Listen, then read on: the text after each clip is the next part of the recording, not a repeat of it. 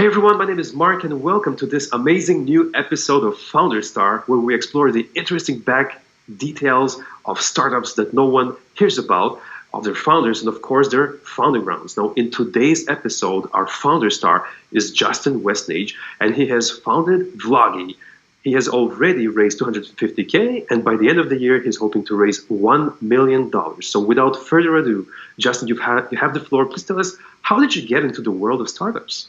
Thanks, Mark. So, look, around 3 years ago, I left my job as a director of a tourism think tank, and I went off on my own. And all of my clients, they all basically told me, you know what, we need video. We need video. We need hours and hours of video. And the problem that the tourism industry had was that all of their product is actually location-based. So, for example, at the time, 3 years ago, there were lots of automated video marketing tools. If your product was actually like a physical product, or you could bring a film crew to one location, that was fine. But tourism and travel doesn't work like that. If you need to showcase a beach or a hotel, it needs to be that beach. So this kind of got me thinking, and previously I had worked in digital television startups and so forth, but it got me thinking that actually everybody in that stage, 2 billion people around the world, had a high definition video camera in their phones at all times. So we basically just thought, okay, we need to build some technology that allows anybody to actually become a filmmaker. So it turns those 2 billion people around the world into videographers. Now that kind of sounded simple, and I built a prototype, but then taking that prototype into an actual commercial product has taken 3 years, right? Wow, and that's actually the median delay to bring from prototype to market. It actually took us the same delay to build our startup from prototype to market. And I'm curious, you told me that you've worked at other gigs before, which are in relation to your field. Can you please talk to us about this experience that you had in those firms? Yeah, sure. So straight after university, and I went to university both in France and in the UK. And straight after that, I got a job for what we now would call a digital television startup, but at that stage it was just called a small business, right? And it was based in London, but we had to go over to Silicon Valley to do fundraising. And now I was only the most junior part of that. I was doing some low-level coding and some marketing around that. And basically that company, Static 2358, which then became PlayJam, it basically invented, with the help of some Israeli technology, it invented interactive television. So you press the green button to get a menu, press the red button to get a... Now this sounds very old-fashioned now, but back in 1996, this was revolutionary. But I remember we went over to... we were based in Milpitas, California for 3 weeks doing this investor demo in New York. So our founder was over in New York and the rest of the team was in California, and we had 5 minutes of satellite space booked, and that was kind of like about $20,000 for 5 minutes of satellite space. And we basically had to get everything right so that when our founder in New York hit go and he did the investor demo, that it all worked. And we basically queued up all this content so that it didn't matter which button the investors pressed, green, red, yellow, or blue, they were going to get pages of HTML content. And they were all loaded in a carousel. And it was fun, right? It was a fun place to work for a year. But then, you know what? They suddenly got all these contracts, and then the bills weren't paid, and the bills weren't paid, and the bills weren't paid, and I lost my job as a result. Look, they were great guys, and they kind of sorted me out what they could with, like, they gave me my first laptop and stuff as a parting gift, and it was just kind of out of their control. But it was my first experience of how, because we were on this crest of this wave, everything was going great. Suddenly the contracts were coming in. We got but the investor money didn't come in on time, and it was kind of it was brutal, right? But then I got a job. Luckily for me, I got a job kind of within a few weeks for Microsoft. So I was, and then I worked for 2 years doing that, working in the public relations company for Microsoft. But again, I was involved in video, right? So I set up their video press release team, both in London and also here in Australia. Wow, and how did you jump from that opportunity to your idea, did you thought about your technology while working there, or was it something that came a lot later in your life? Yeah, look, I guess at that time I was also, so yeah, I mean, basically there was a few moments that actually piqued my interest. So first of all, that background, my first job after university was for a startup, and I kind of then understood that actually anything was possible if you have enough willpower, right? So that was kind of, that was in the back of my mind. But then working for Microsoft obviously was a huge corporation, but it had a lot of money, but still video. Like we used to do video shoots and went over to the Netherlands. And then when I came over here to Australia, we were doing shoots. We were based in Sydney. We went over to Perth in Western Australia, which is about 4 hours of flight. And we took a whole film crew with us. We took cameraman, sound recordist, all that kind of stuff. And we were billing for a 1 minute bit of content. We were billing the client like $50,000, right? And it just seemed to me just completely crazy. Anyway, then I retrained as a journalist, and I went and got a job for an aviation magazine. So for a long time, I was the first web editor of a magazine called Flight International, now Flight Global. And at that stage, I also convinced them to do video, and we did kind of daily news shows from big air shows. So the biggest ones in the world are in Farnborough and in Paris, Paris Le Bourget. And then there's also ones in the US and in Dubai and these kind of countries, and in Geneva. And we were doing these kind of daily, essentially news shows, right? But again, it cost us like $25,000-$30,000 to take a whole film crew over. And we were doing them, and then because at the time I was playing around with the video, and I set up a very small video production company. So I kind of knew that, and I was making short films, and I was kind of doing it all myself.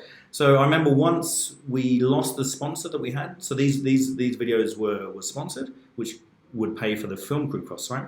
And I remember once we lost the sponsor, so I just said to my editor, look, you know what? I'll do it myself. You rent me a camera and I'll do it all myself. And he kind of didn't believe me, but I flew from London over to Miami, Florida, because the show was in Orlando, I think. And on the way over, I composed the theme music. And then at the show, I basically filmed all the cutaways, and I filmed all the interviews, and then I filmed, then I just went back and edited it all myself and put it on this thing. This is 2004. I put it on this thing called the YouTube. Just as a way to get it back to my editor, right?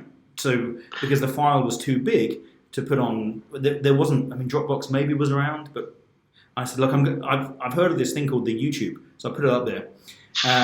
But he didn't want it to be called Flight TV, which was the brand that the professionally produced ones were. So I said, well, let's call it a video blog, and nobody had used that term before, right? So well, I've looked back since. And there were probably a couple of people who had used the term before, but not many. So I was definitely one of the first people to use the term video blog. And we put them up there. But then what was interesting was that all this other footage that we had. So that show was a private jet air show called NBAA down in Orlando. And after we did the finished, so here's the finished footage, the finished 1 minute 30 cut. But then I did like walkthroughs of the interiors of private jets. And you know what? That just went through the roof. Like the viewers, because nobody, not many people get to go inside private jets. I mean, luckily I was the private jet editor for 2 years. So I went into lots of them, which is nice, right? I'm jealous. And it took me to Montreal, to Bombardier once. And so we started doing this, and I realized then that actually video content, A, can be done really cheaply and easily, but B, why don't you invent a system that you can recut the same content many, many times? And that was that was really the beginning of the thought for me of how it could be done. And then, like I said, then once video phones, once people had a high definition video camera in their pocket, this idea just didn't go away. That if you could somehow make it easy enough for people to contribute content, and then easy enough for other people to then take that content and pull it together into something that looks professional, then you have a winning formula. Wow, absolutely. Well, thank you so much for telling us this backstory. There's a little, thing that I wanted to tell you, that I'm a big aviation fan, and I'm one of those viewers that look at these YouTube videos of the interiors of corporate private jets. And my mom also works at Bombardier, so there's a lot of common spots there. It's really, really interesting. Wow. So tell us, how did this idea first materialize? Did you start by creating maybe a small prototype for yourself, or did you hire a freelance team to start building out the software, or how did it go from idea to prototype? Yeah, so the very first prototype was essentially using web forms. So we actually had a paying customer, the South Australian Tourism Commission, and they wanted some neighbourhood guides, right? And we're still going to come back to this idea, but they wanted some neighbourhoods or suburbs of the city of Adelaide profiled by people who live there, right? So they picked, I think, 20 suburbs, as we call them in Australia, but 20 neighbourhoods, and they paid us some money, and basically I built a web form that enabled, with a script that enabled people in those neighbourhoods to actually upload their video, and then we actually edited it together into a template. But there were still these 10-second blocks that we use today, but it was kind of done. But what we did was we proved that we didn't need to be in Adelaide. So we went to Adelaide for meetings, but we were never there through the filming. So we wanted to prove that concept, that actually you could have remote film crews contributing, and it all go into a central pot, and then that's used. So I guess that was the prototype. Yes, and this translates into saving almost 25K. Yeah. So those guys, I mean, we paid the filmmakers, and we charged the South Australian Tourism Commission, but there was quite a big margin. But still, I mean, the South Australian Tourism Commission said, "Look, this was just so cheap. We just put, yeah, that's fine." Like, and some of those videos went off, and some of them didn't. And I guess what we learned from that was, and we've changed the business model 1,000 times, but at that stage, we thought that individual people would follow a script, and you'd end up with good results. And what we found was that, I guess, which sounds obvious now, but some people are better than others. So there's some episodes like Semaphore, which is a beach suburb, and Henley Beach, which are just amazing. And that's partly because the neighbourhoods themselves are quite photogenic, but then it's also the skill as well, because there's another one in Stirling, which is in the Adelaide Hills, which is beautiful. But the guy who filmed it did it on a rainy day and probably didn't have the highest generation camera, phone at the time, and so it didn't really do it justice. So whilst we proved it could be done, this was back in what year? I'm just curious. That was 2017, I think, or 2018. Okay, so smartphones, they had like already relatively good cameras, but not everyone were up to date. Yeah, that's for sure. Yeah, so I think he had an iPhone 4 or. Anyway, so we kind of proved it worked, and then I designed the first the app version. So Vloggi 1.0 was my design. Nice. And then I hired out of my own money a developer based in the US, in fact. And he kind of got it so far, but then we handed on to another one, and we handed it on to Tim, who's still working with us today. So one of our lead developers kind of took it from that early stage to where we are today. Got it. So basically, it was a transition between multiple hands, and I'm guessing different backbones of technologies. Did the tech stack evolve a lot, or did you stuck with one tech stack? No, so the tech stack hasn't evolved, but it is now. So basically, we are going through a complete, not a complete platforming, but so the back end works beautifully. The back end is a PHP stack, but the front end fundamentally isn't responsive enough and doesn't look consumer grade enough. So it's one of these classic things that we've spent so long building the technology and it all works, and it combines videos from multiple sources, from multiple people, multiple perspectives. So that all works, but the interface isn't very intuitive. So we've spent a lot of money getting it redesigned from a user experience point of view. And now Jeremy, who is around here somewhere, is madly redoing the front end in React to make it a much richer experience. But then the other problem that we've faced now is that even though we conceived it as an app, and the app actually does all sorts of very cool stuff behind the scenes around image stabilization and color saturation, and it does automatic transitions between videos, and we do a lot of meta-analysis of the video. And we also delete the video from people's phones so it doesn't take up too much space. But now we've reached app fatigue. So basically we found that, so when we give it to customers, and the idea of our tool is that people use it to get their own customers or colleagues or even community members to actually make the video clips for them that they bring together. But we found resistance, so we give it to customers, and we have some large sort of corporate customers, and then when they give that to their customers to film the content, about 50% of people say, no, I'm not installing another app. Wow. So we've had to redo the web interface to do the same functionality, because people will go to a link and they will land on a web page, and even then, kind of there's some hesitancy. But we found, especially over the last 2 years, people just dropping off app installs. Yes, for some reason, people are, as you said, using without knowing it React technologies. It's instant. It's right there on the client's computer. Nothing to install. They just download the most up-to-date script, and they can start using it. And I think a lot of companies are realizing this. Banks, big companies like even Adobe, I think, are trying to do that also. Wow! And how many large stables iterations did you get from inception to now? Well, we're about to launch version 3. So I guess version 1 was the prototype. Well, no, there was a beta before that, which was the form-based one. But then version 1 was in the App Store, I guess, 2 years ago. Version 2 came about a year ago, and we're about to do version 3.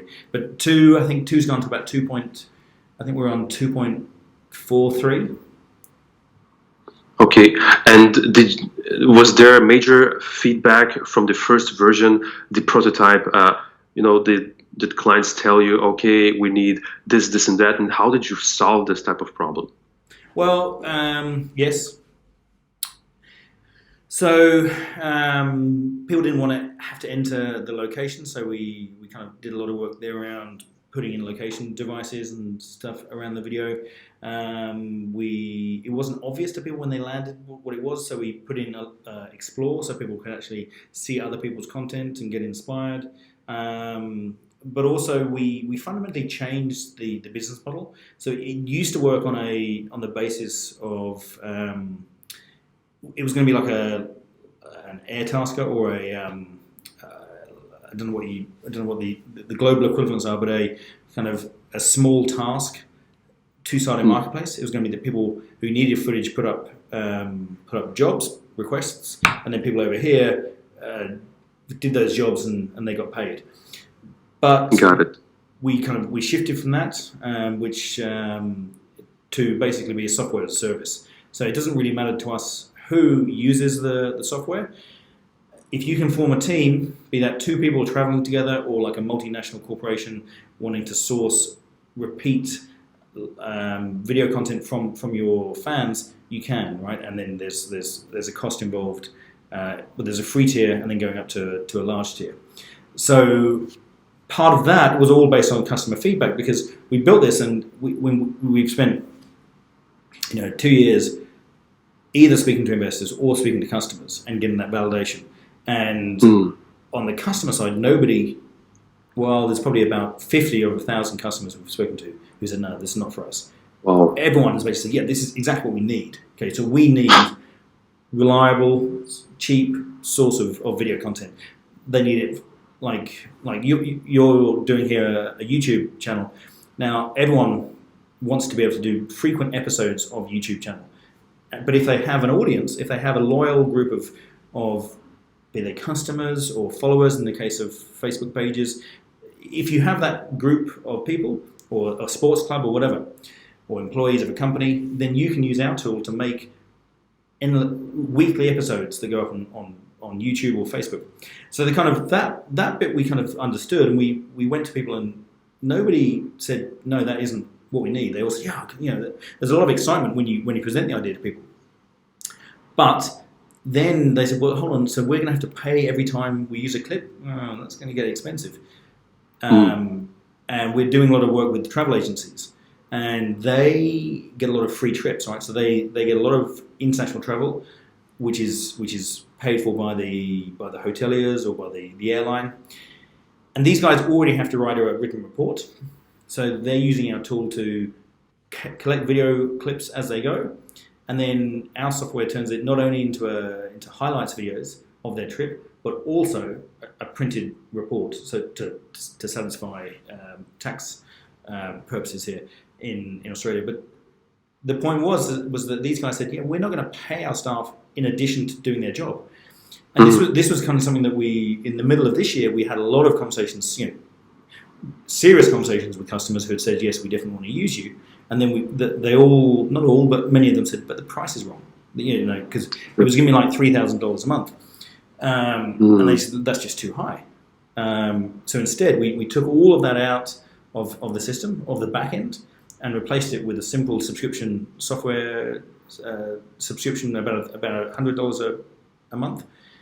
But now it's up to the individual companies that use us to incentivize their users. So, for example, we have a big cruise magazine that's just signed up, and they're incentivizing their readers through giveaways that they have on board the ships. And then we have another company which is a dog travel guide.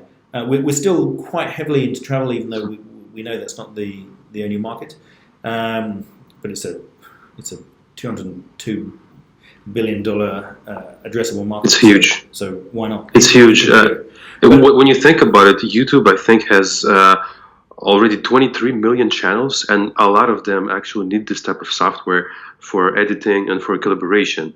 So the market, as you said, it's huge, it's growing, and a lot of us are going to start generating content. It's the go-to marketing strategy for newborn startups, and there's really a huge potential that I see with your software. Now, the head of strategy for YouTube, he flew from New York down to Sydney, and we were one of only two companies he met while he was down here. And he said, look, our problem at YouTube is that the net new contributor is declining, and it's still, YouTube's great, obviously, but it still tends to be one person's point of view.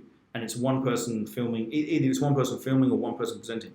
And what we enable you to do is to have many people from many locations working on the same project, be they either making one episode each of a continual series or many people in one episode. So if you think of a listicle, think about BuzzFeed and how it does, 7 amazing places to go on holiday with your fiance. You won't believe number 3. Those kind of things are very hard to do in video, but not with us, right? Okay, so we are a platform that enables you to have many people contributing on to one episode. That's really interesting. And when you switched to the software as a service model with the $100 per month, how did your customers react? Was there a positive reaction, or was it like a backlash? Or tell us about that. No. So we only completed that about a month and a half ago. And, we've already signed up 20 customers since then. So oh, wow. That is awesome. And on annual subscriptions. So we know now that we've got the right product market fit. So we have a free tier, which is kind of aimed at people traveling together. And then we have paid tiers up from there. And now the question's about features. So, like, it's a different conversation now. It's not like, will you use it, but it's, actually, could you change this so we can use this, or can you? So now we're having to prioritize.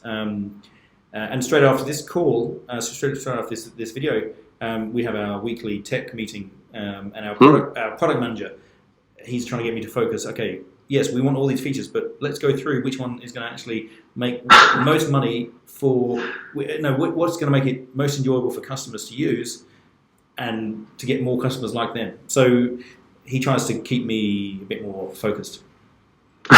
Yeah, of course, and it makes sense because when we work on startups, we always have new ideas on how to improve the process, on how to improve growth, on how to improve our marketing, and we're always trying to add modules left and right. And it's a common, not a mistake, but a pitfall for startups and founders trying to put a product out there. We always lose our focus, and it's good to have someone in the back try to direct everything. Well, but though you're a programmer, or currently you're hiring programmers over there? So we have 3 programmers currently. Another one joining us in February from the Ukraine. Oh, nice. And so that is a really good place to have programmers from. Yeah, but he's coming here. But we hired him from the Ukraine. So, yeah. And so far, the feedback with your new model, did you receive any feedback from the new customers that you've had like a month ago? Were they telling you, okay, this is really great, we're going to bring in, connections to use your software? Did that happen? Yeah. So, it's been sort of, the last month has been pretty amazing really, because we're suddenly getting phone calls from people, which is good, right? So on Friday, I had 2 phone calls from 2 big events who want to use us for delegate-sourced filming of their events. And it's a different paradigm from previously. We've been chasing business, trying to get in front of people and to convince them to use it. And there was a kind of barrier, right? So we would tell people, and they'd be like, yeah, this is what we need. And then they'd look and the price wasn't right, or look, it's our software's still a bit clunky, but now we're actually getting phone calls from people to use this, which is a complete change from where we were. Absolutely. And when you started raising your first round, so we're talking about an angel investor, did you already have revenue, or was it a pre-revenue raise? Pre-revenue raise. We did have a little bit of revenue, but not substantial. But no, it's essentially a pre-revenue raise. So we had to build the technology, which we did. It took a little longer than we thought. These things always do. But we estimated that we needed around 250,000 Australian to build the technology. We probably underestimated that. So don't worry, I made the same mistake. Yeah. So look, we're in the middle of a raise now, which will close at about 700,000. And then if you include another 50,000 that I put in, that's $1 million all up, which is what it will have cost us to get this thing out. That's impressive. And talk to us about your first experience with investors. So obviously you didn't get a yes right off the bat. Did you approach multiple investors? And if so, how many? How many investors? We'd probably be in the 200 or 300s by now. Wow. So... look at our lead investor, Brendan Leonard, is the complete definition of an angel. He made quite a bit of money in IT, so he successfully exited his own venture. He invests in promising startups. Met him a few times, and you know what? He wrote a big check first of all, which was great because it was exactly when we needed it. And it also then gave us momentum to then go to other investors. We were able to say, you know what, we're raising 250,000 and we've already got almost half of it committed, right? Which was then a way of getting momentum. So then, because nobody wanted to be the first. And I mean, Brendan's also been very generous with his time and connections. So a complete, like I say, complete definition of an angel investor. But then filling in the rest of that round was relatively slow. Took us about 2 months to fill in that round, and that was a mix of some friends and family still, but who had larger chunks, because we did actually do a convertible note round before. So it was some of those guys, but then we also got our first venture capitalists in, albeit investing their own private money. But some of these guys, they wanted to put in a smaller sum of money to have a stake and to kind of watch us. But then, so now we're raising this bigger sum, and again we've got about half the money already sort of banked, and we're just chasing down the others. But about a week ago, we won the pitch for $1 million, which is and we don't have $1 million, right? But there's the biggest startup festival here in Australia is called StartCon. And congratulations! You won first prize. We won joint first prize. So what happened was there was 400 entries, and you had to do a 5-minute video pitch, and then those got down to 28, which battled it out on stage that day, and then the final 3 got down to the final, and it was supposed to be $1 million for the first prize, $1 million Australian, and then 300,000 and 200,000 for the second and third prize. So taking it up to 1.5 million Australian or $1 million US in total prize money. But then we're on stage, and they say, okay, well, actually, we think all of you are equal winners. We love the idea of you being a camera for video, and we see the huge potential in video, but then also we see the huge potential in so the 2 other companies, Adiona and PharmaMed. One was doing prescription tracking, and the other logistics simplification. And they said, look, we like all the ideas, so you're all winners. And there's another round in March, which we didn't kind of know about before, but they kind of said, anyway, so look, we didn't actually win the money there and then. We're now the 3 Australian representatives in the global final, which will happen in March. But what it did do was actually, right after that, actually some investors came up and started speaking to me and giving me their cards straight away. And those are the guys that we're closing now. So there's actually a Silicon Valley based small firm that was in the crowd, and we're speaking to them on Wednesday this week. And we've almost closed it with a big family office here in Australia and another small venture capital firm. So it was kind of going up on stage and getting that exposure was invaluable. That's incredible, because it's exactly the same type of experience that I had. I went on a challenge where there was almost 100 startups that participated, and we won first prize, and that kind of catapulted us. So to the founders out there watching, it's really important to grasp this chance of participating in challenges for startups. There's in the audiences a lot of times there's people watching that might invest, and we've done, I think, 7 to 6 competitions, and we had one in there that actually became our first angel investor that came up and wrote the first check. So it's extremely important to never be shy and just put your hands in the mud and try to be dirty with this, because it's important to network. You never know who you're going to meet there. All right, exactly. And it's funny, we've started winning lots of pitch competitions. So we won one about 2 months ago, the travel tech startup. We won that, and then we did I'm talking about angel investors. There's a big management training, a big MBA school here. And they run a angel investing course, and they just kind of called us up in the morning and said, look, could you come and pitch against 7 other companies that we've groomed? So we were and then we won like comprehensively, like on all the things that they're told to invest in. Has it got the right team? Has it got traction? Is it its own IP? And they had this score sheet, and we were just like tick, tick, tick, tick, tick, tick, and the next closest one only had like 3 ticks. So like it was good, like. And then we were just named last week. We were just named one of the top 50 travel startups to watch in 2020.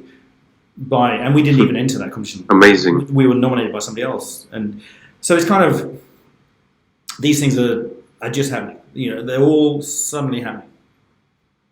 And I'm curious, when you received the first check for 250K, how did you celebrate? Do you remember that evening? Well, so we didn't get the check for 250K. The first check was for half that. Got it. And so one of the founding team and I at the time, we basically went over and we bought 2 half bottles of champagne. And then we had to shove them. We're in a co-working an accelerator space here in Sydney, and they didn't have. We stuck it in the freezer, and we basically just sat in a room and popped the cork. And we've got lots of people working on the project in different ways, like as consultants and and some strategic advisors. And we basically just tried to get as many of them as possible. But yeah, we just had a little glass of champagne and then carried on. All right, and then you feel the heat. It's time to work to make that money work, right? So yeah, I haven't really stopped working. We're just coming into holiday season here in Australia, and we're just trying to close things off. So from Saturday is a holiday, and then there's Christmas after that, and we're just I maybe have 2 or 3 weeks off, and that may be the first 2 weeks I've had off in like 3 years. It's exactly the same thing as me. I just came back from Punta Cana. It was a 7-day off from a 4-year-long, non-stop, workaholic type of lifestyle. So I know exactly what you feel. We're going pretty much through the same thing. It's a little bit eerie, if you ask me. And I'm just curious. You told me that you had 300 investors that said no, which is quite a bummer. But I want to know, do you remember the worst experience that you've had with an investor? Maybe an investor that was extremely rude and to the point and cold with your idea. How was that? Tell us about that story. So we did 2 rounds of something called Sydney Angels. Mm-hmm. Which is an organised kind of event, and that was pretty. That was okay, but some of the individual investors there were pretty rude. I don't know if you basically just get a lot of people. I think a lot of people do. They get the concept, they get the idea, and it's just okay. So is this the right team to execute it? Right. So we've had to make a few changes in the team recently to make it stronger, and this was all kind of based on investor feedback. So yes, they could see whenever you say to people, look, we're democratizing video production and making it really cheap and easy, they go, okay, we get that, and then you tell them exactly how big the market is, like billions and billions and billions of dollars. The total addressable market and even the total target market is hundreds of millions. Okay, so we run all through that, and we've had to do a lot of modeling and a lot of projections. But in the startup world, projections they're all based on assumptions. But we've had to do that because some investors have required that, and some of the level of detail. So we do have some investors who are actually on board as investors who've sought a lot of detail of kind of our marketing plan, our go-to-market plan now runs to sort of 40 or 50 pages, detailing basically what we can do in year 4, and so some of this has been quite exhausting. Some of the legal work, so we spent quite a lot of money on the shareholder agreement.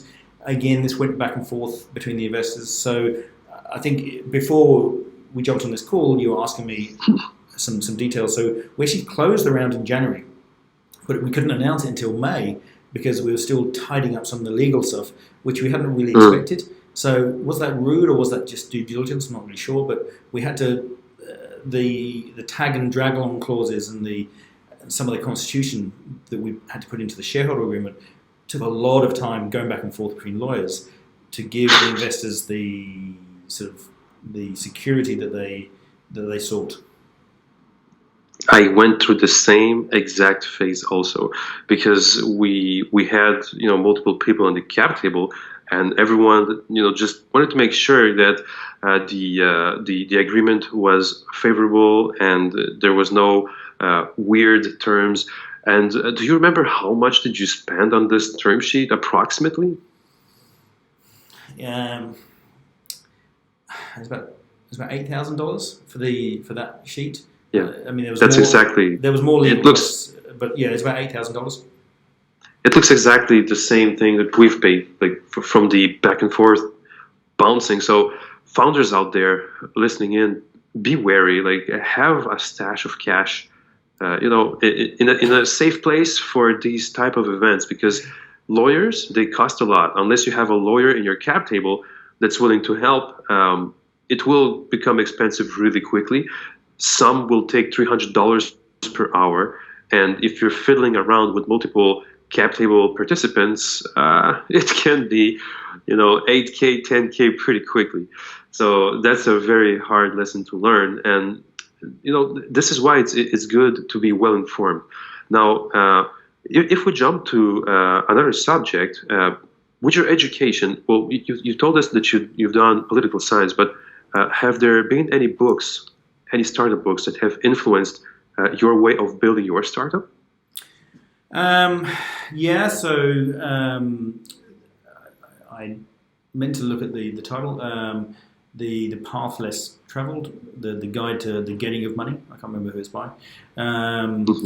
But yes, I mean, you dip into lots of these things, and you read a lot. I mean, I'm also a non-resident research fellow at the University of Sydney in the innovation and entrepreneurship stream of the US Studies Centre, and as part of that, we get access to I get access to a lot of quality research comparing the US and Australia in terms of capital raising and entrepreneurship.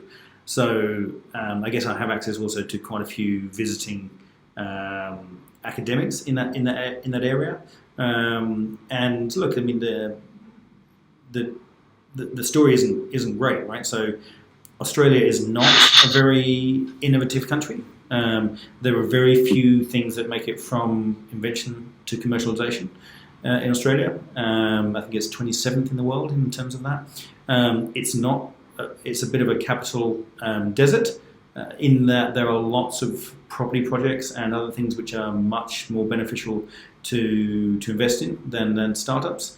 So, and it's also quite a conservative country, which means that Australians, and this is a generalisation, but tend to want to invest in technology that already exists somewhere else in the world. And so when we say, no, what we're doing is completely new, they're like, right, okay, well, couldn't you find a US example and then we can copy it and make some money locally rather than be global? And yeah, so you're fighting all these things, and yeah. So, but it's interesting because even though I sort of experience it, my role with the university in the school there actually validates some of my gut feel. And how many hours do you spend currently with your team working on a weekly basis on your startup? Is it more than 40? Like, are you doing 80 hours just like us crazy workaholics trying to improve your product? The other problem I have is that I have 3 children, right? And my wife has a very important job, and we don't have any family here. So I'm also coordinating school pickups and things like that at the same time. So I don't put as much time as I'd like to. So quite often I'll go home, pick up the kids, cook them dinner, give them dinner, put them to bed. My wife might come at some point during the evening home, but sometimes not. And then I'll put them to bed. And then kind of once they're all to bed at 9 o'clock, I might ask them to eat. And then I'll work from 9 till kind of 1 in the morning. And then get up and give them all breakfast and get them off to school and then go to work. So I don't do as many. So basically, I just have to do everything a lot quicker. Wow!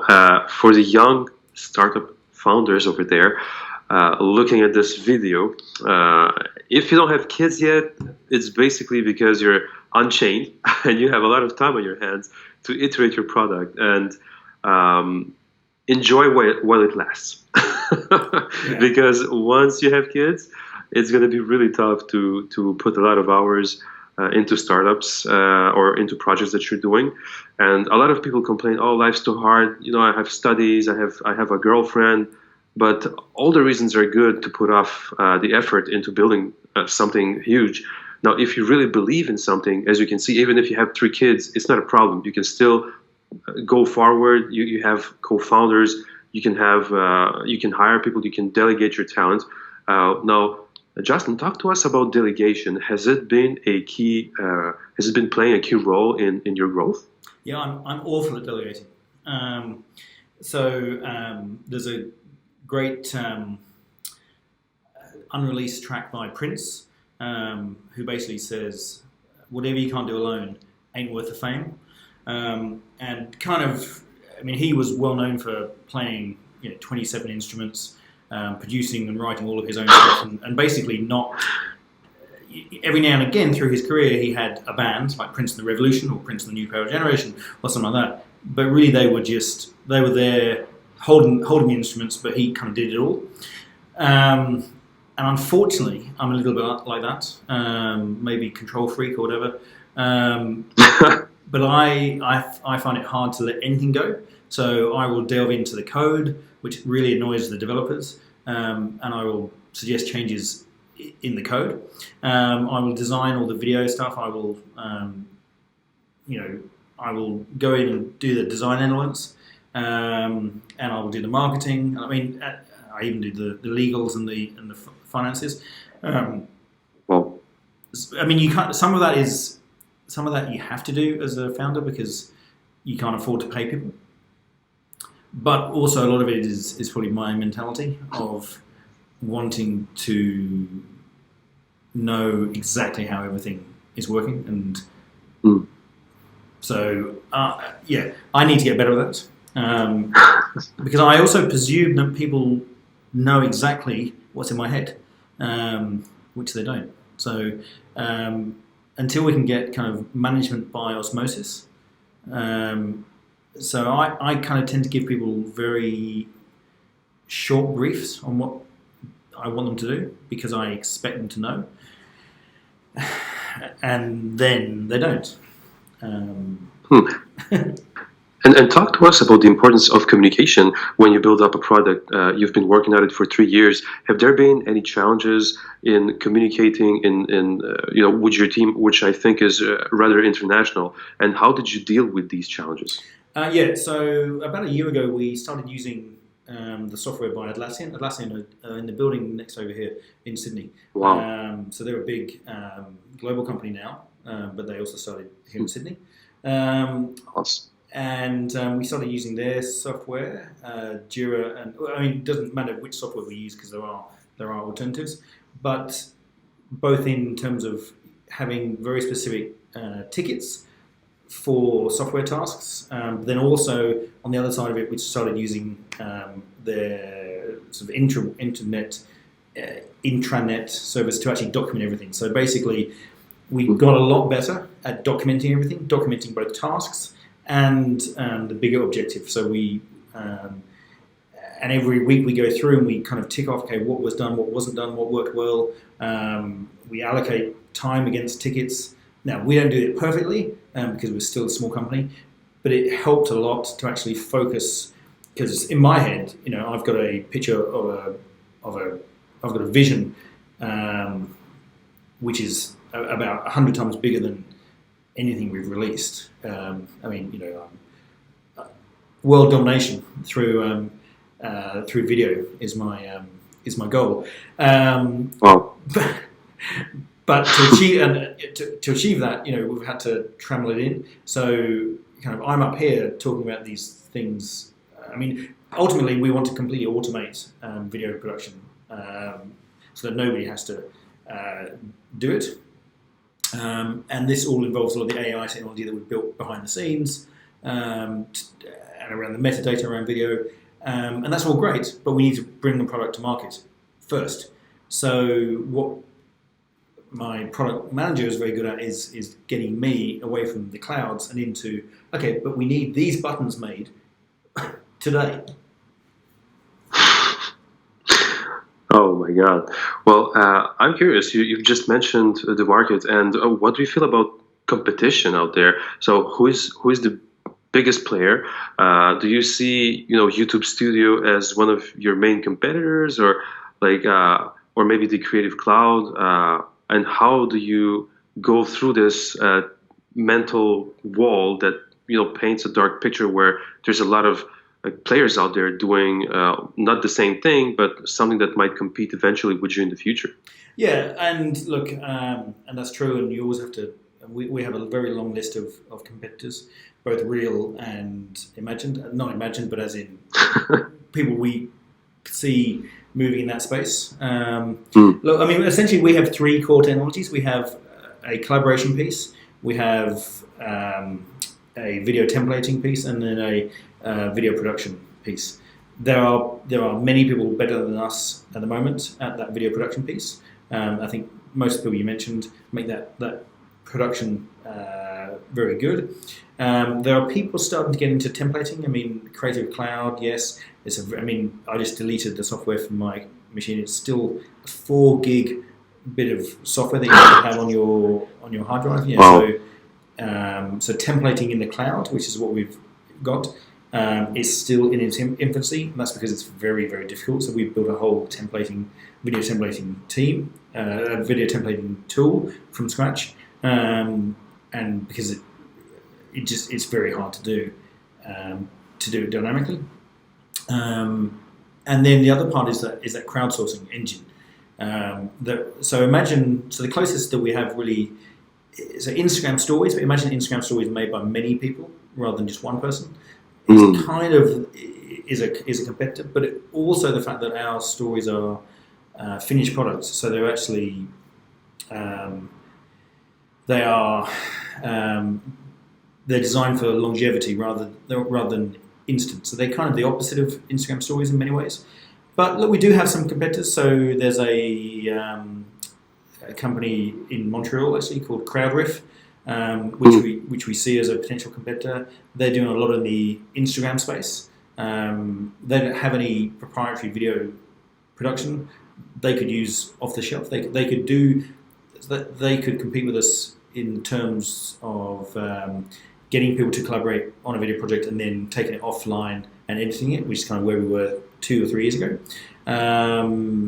Yes, YouTube. They could probably copy what we've done. In fact, we've had about 7 or 8 meetings with Google, Wow. and some very senior people at Google, and we're like, all right. So what are they? Why are they? What do they want? Tell us what they want. I don't know. So we've met with the head of Google Photos, and we've met with the head of strategy for YouTube, who came over from New York. The head of Photos came from California, and then we've met with some of the sort of individual product teams, like the head of travel, and then the head of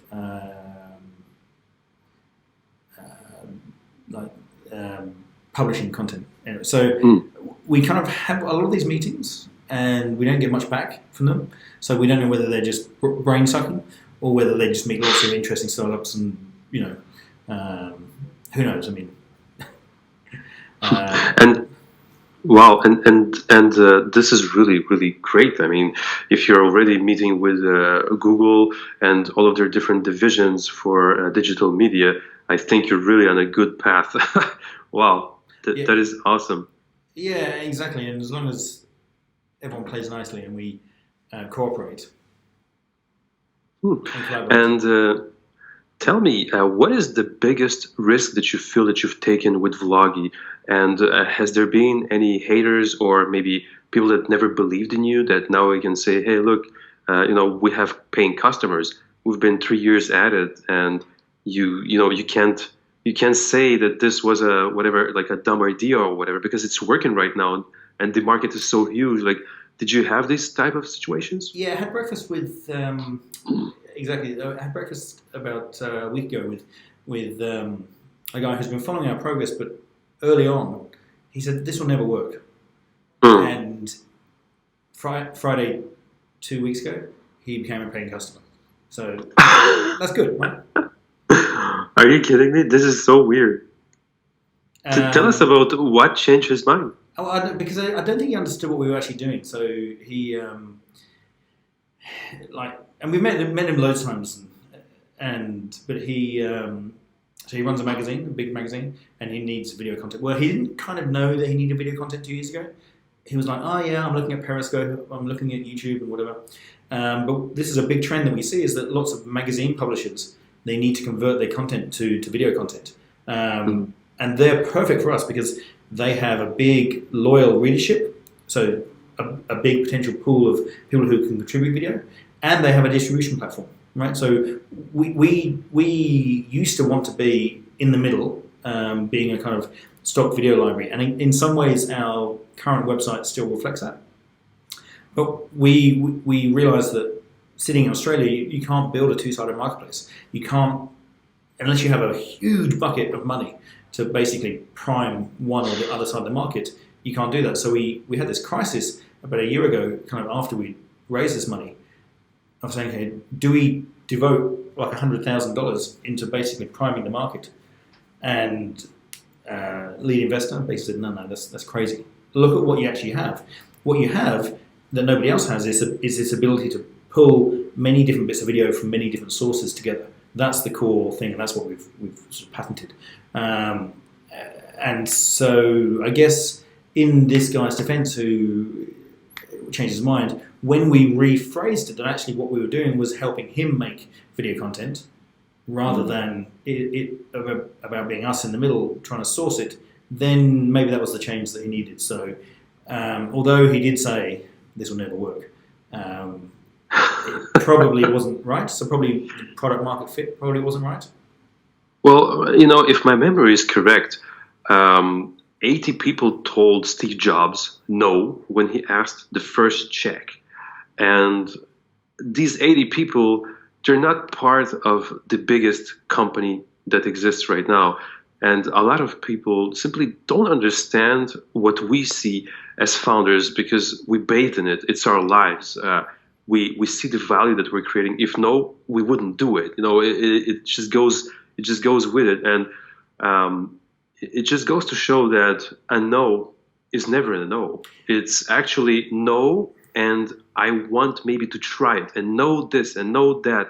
And it's just actually an open door to understand why someone wouldn't want it and how would I make it so that they would want it. And like a no is never a no. Basically, this is the lesson here. And also, how did you feel about his first rejection? Like initially, did you say, okay, I'm never talking to this person again? What was your reaction? And then how did your mindset switch when he was a paying customer?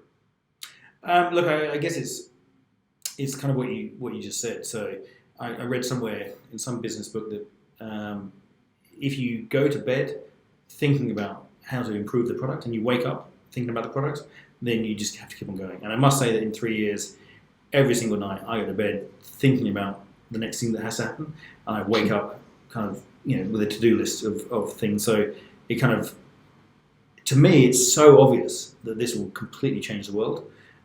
Completely change how video is thought about, and to me it's so obvious that when I meet people who don't believe me, part of me pities them, like, okay, well, I guess I'll explain a bit more then.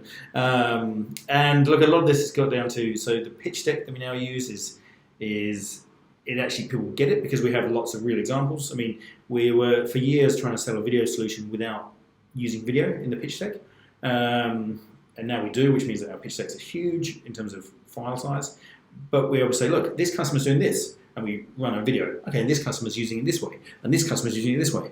And then people will go, I could use it this way, I could use it that way, I could, And exactly. It changes it a lot when you can actually demonstrate case studies. And going back to what I said earlier, when I was working for Microsoft, I was making video case studies initially, and then we did video news releases. But doing case studies of people using, in that instance, Microsoft products, but in today, people using Vloggi, it really, that is probably the game changer, I think. And what was the aha moment for you to tell to yourself, okay, I'm starting a new financing round?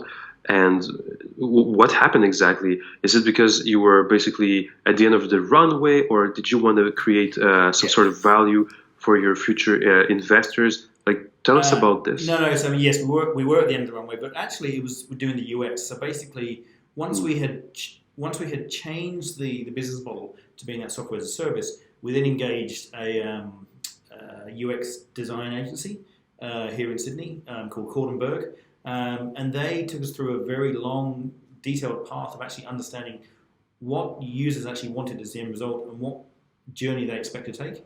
And so we rebuilt. We haven't done yet, but we have redesigned everything to be around the language of video production that we are disrupting. Right. So at the moment in our platform, you build teams, but you will build crews, and you will work on productions, and you will make episodes of series, and all this kind of terminology. But our redesign goes well beyond that. It goes to the look and feel, which make it look like a consumer grade app.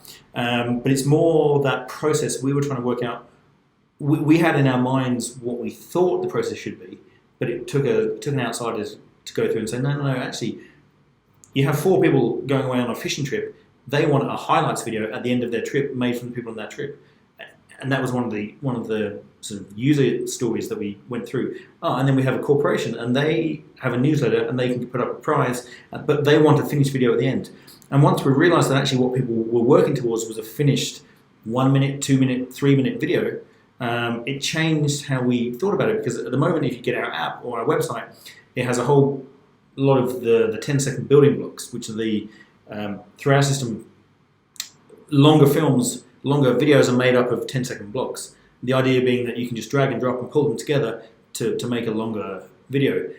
And we thought those 10-second blocks were important, but actually people didn't care about them. People cared about the 1 minute highlights video from their family holiday, or they cared about a 2 minute episode on YouTube or Facebook, or they cared about a 3 minute explainer video, or whatever it was. It was the final product that people cared about. And within a few weeks, I hope, maybe a month, you will see, and this, for people watching this later on, this is mid-December, we're recording this, mid-December 2019. So early 2020, we're going to have a completely new look and feel.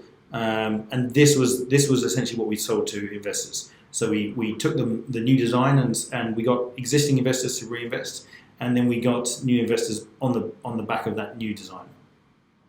Wow! And in this new funding round, did you, have any obstacles? For example, term sheet agreements, valuations. What were your kind of walls that you've hit? Do you mind sharing this with the audience? Yeah, look, we're still in discussions with a small VC firm here around one of the clauses. Excuse me. Oops. Don't worry, we're gonna edit that. No problem. I'll take the answer again. Okay, so look, we're still in discussions currently with a small venture capital firm here in Australia around some clauses in the shareholder agreement, which we haven't finalised yet. Changing them would mean going back to all shareholders, so there's one thing. Nobody has really quibbled about the valuation. So we're currently valued at $2.7 million Australian. It's exactly the same with us. Like it's typical for when you're starting to have revenue. That's pretty much the average valuation that startups get. Yep, absolutely. Yeah, so that doesn't seem to be a barrier. It's more just around people have inserted into the subscription agreement some guarantees around getting the new UX out, because once we explain to them and say, look, this is going to fundamentally change the way people think about video production, and then they look at our current site and they go, well, that doesn't tell the right story. So then so some of them made it conditional on that. Got it. And unfortunately, we only have like 5 minutes left. So It's so sad because there's like tons of questions that I wanted to ask you. I had here, a Christmas wish list of questions here for you. But I'm curious though, when you started doing the patents, what type of procedures did you take, and did you already get your patents, or is it still underway? How does it work in Australia, for example, for such a software company? Because a lot of software is built on open source, and us founders, we get often told, "Oh, sorry, the technology that you're embedding is already kind of used by Google, or it's used by PHP, which is open source, whatever." And did you get into problems with the schematics and with the patent process? Yeah. So we've identified a couple of, or our patent attorney has identified a couple of areas of code which is proprietary. So you're right, using open source frameworks, but there are certain bits within that that we have written from scratch, and we've got the documentation to prove that it's written from scratch, that we are able to patent, and so the process is ongoing. And then there are some parts of the design interface that we haven't released publicly.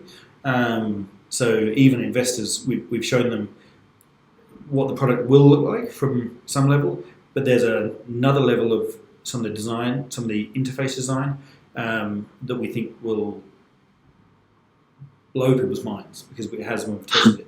But we've now had to be very careful about showing people that because it's now a bit of a timing thing, so we have to get the application in for that design interface before we release it. Got it. And I guess the last question to try to fit this into the podcast, what is your vision down the line in 3 to 4 years? Where do you see Vloggi? Well, so basically, my vision is that, so already, if you look at YouTube, around 20% of the content, video content that is watched by people is user-generated or not produced by network television studios. Now, my vision is that actually we'll turn from broadcasting into narrowcasting. And by narrowcasting, what I mean is ultra niche video programming. So I don't know what your hobbies are, but you would, in 3 years' time, you will be watching content created by people you know about subjects you know.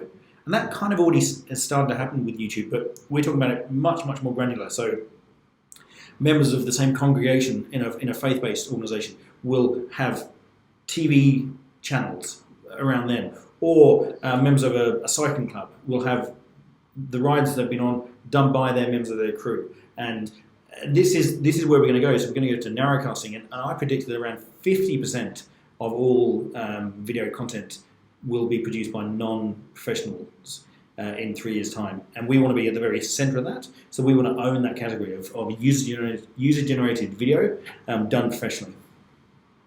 Wow. Quite some insight, Justin. I really appreciate the details. I think our audience is going to be stoked when it comes to the backstory that brought Vloggi to life. So again, thank you so much for your time, for being on this episode, for being our founder star in today's episode. So again, thank you so much for being here, and see you all in the next episode. Thank you.